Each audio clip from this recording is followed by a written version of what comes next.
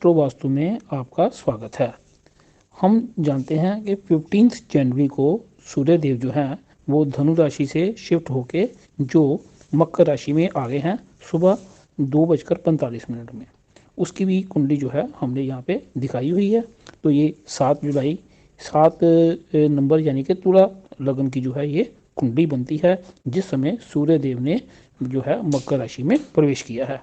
इस कुंडली को हम फिर डिटेल में डिस्कस करेंगे अभी थोड़ी देर बाद। अभी हमें मालूम है एक यहाँ पे हमें 15 जनवरी से लेके 30 जनवरी तक थोड़ा केयरफुल होना है क्योंकि ये एस्ट्रोलॉजिकली थोड़ा चैलेंजिंग टाइम है हम सब के लिए। तो इसमें हमें कुछ प्रिकॉशंस लेनी है, पैटी इश्यूज पैटी मैटर्स को अवॉइड करना है और अपनी हेल्थ का अपनी सराउंडिंग का ध्यान रखना है। कोशिश हो इम्पोर्टेंट टास्क और जो है ट्रैवलिंग को जितना हो सके हमें अवॉइड करना है।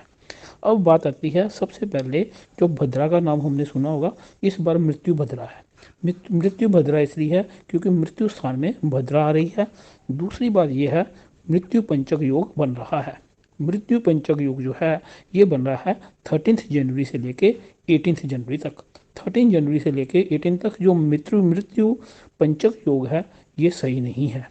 जब भी मृत्यु पंचक योग आता है कोई ना कोई बड़ी घटना होती है, कोई नेचुरल क्लैमिटी लाइक क्या है ये भूचाल आ जाता है, सुनामी आ जाती है, कुछ ऐसी घटना होती है। और इसके अलावा जो है कोई बड़े नेता की असैसिनेशन, किसी कंट्री में कोई बड़ी प्रॉब्लम आ जाती है, भूखमरी पड़ जाती है और कहीं बम धमाके, कोई ऐसी ऐसी चीज़ें जो है नोट की गई हैं।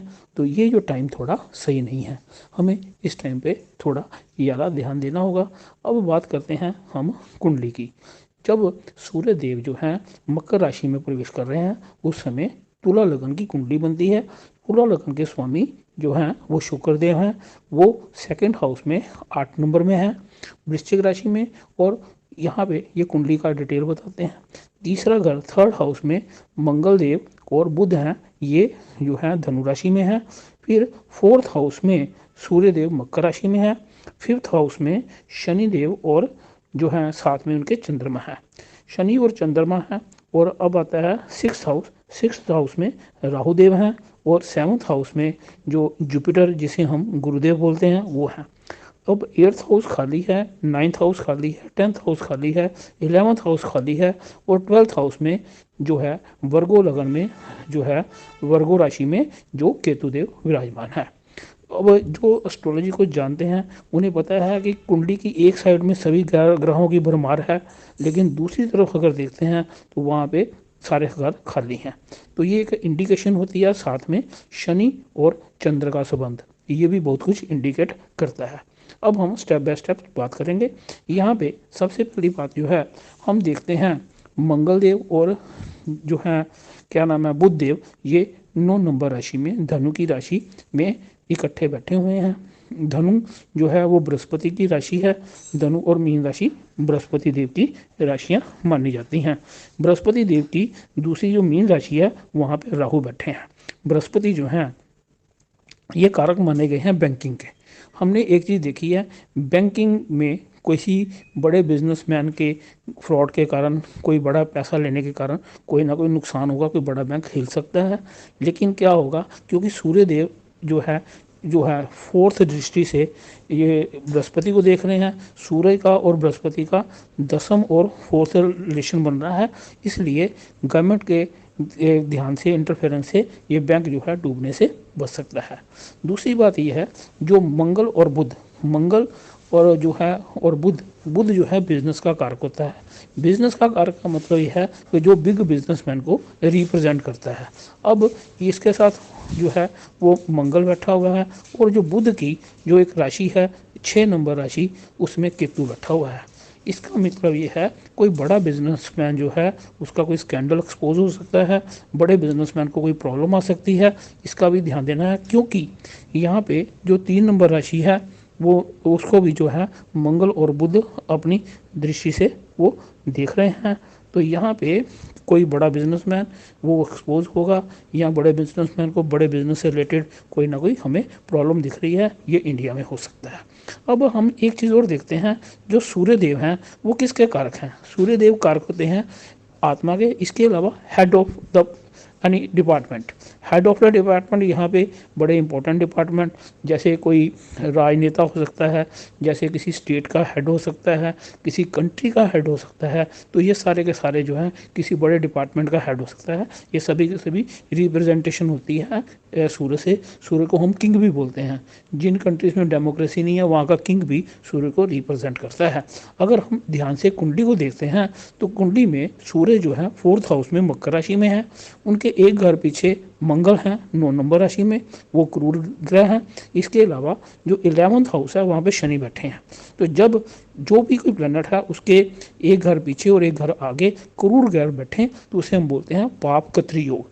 पाप कत्री योग में आने से सूर्यदेव के एक इशारा बनता है कि यहाँ पे किसी बड़े नेता, जो राजनेता हैं, उनको कोई मृत्यु तुल्य कष्ट आ सकता है, कोई असैसिनेशन का कोशिश हो सकता है।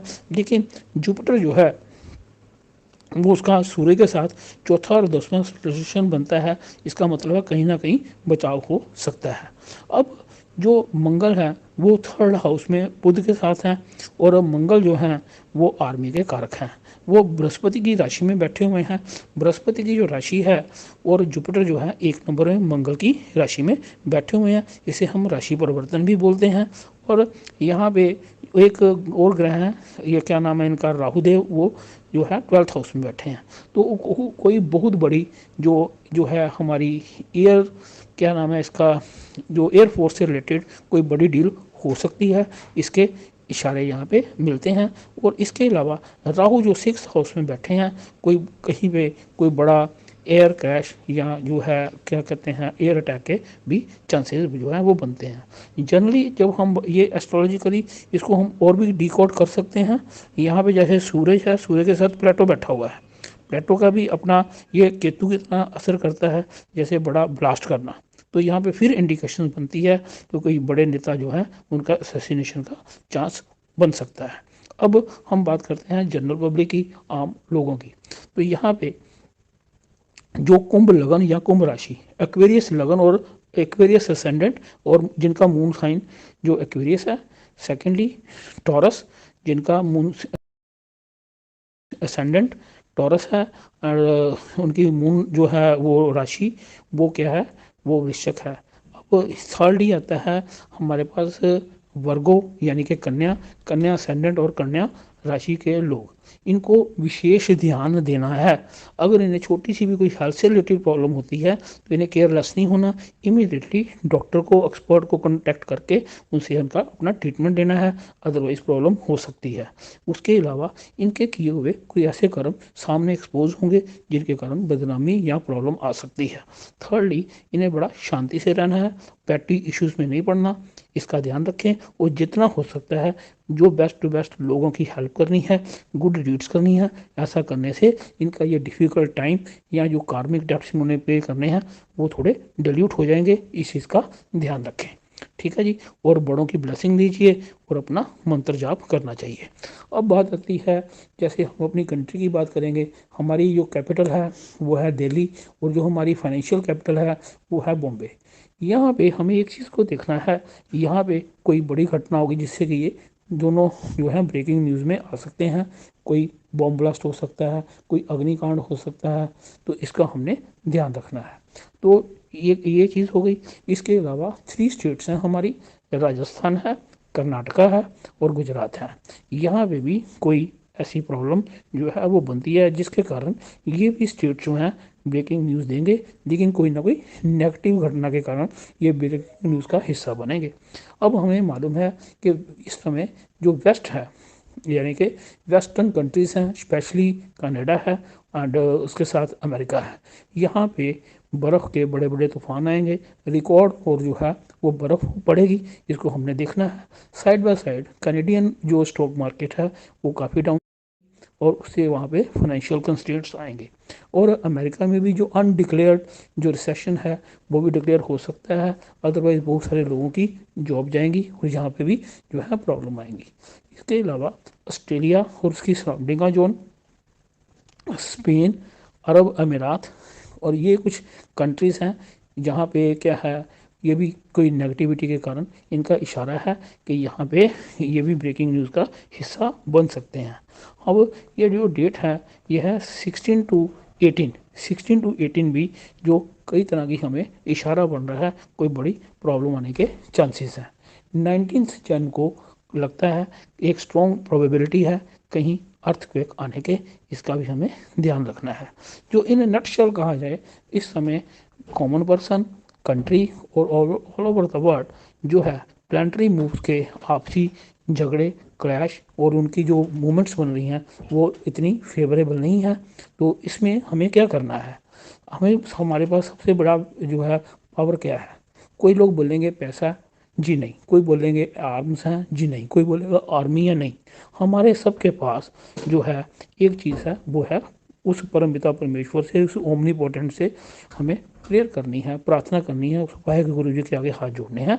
तो हमें क्या करना है, सर्वजन हिताया सर्वजन सुखाया की प्रार्थना करनी है कि चारों तरफ सुख शांति हो और जो ग्रह हैं ये जो है अपना प्रकोप जो है हम पे ना डालें और ये हमें समय बड़ा आराम से, बड़े दरियान से निकालना है। घर से लेके जो है कंट्री और वर्ल्ड में हमें शांति से रहना है।